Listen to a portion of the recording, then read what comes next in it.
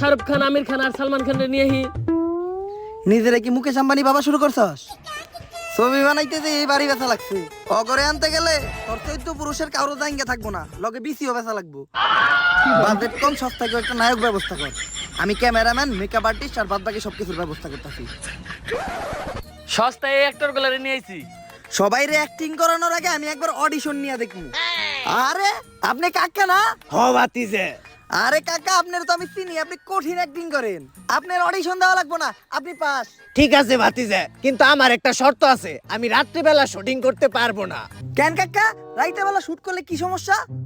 ওইটা তোমার কাকি রেজি গাইও। কাকা আপনি সব বিষয়ে এরকম কাকি রেট আনেন কে? ওইটাও তোমার কাকি রেজি গাইও। তাইলে কাকা আপনার আর এই ছবিতে অ্যাক্টিং করতে হইব না। কে বাতিজে? ওইটাও আপনি যে কাকি রেজি গান।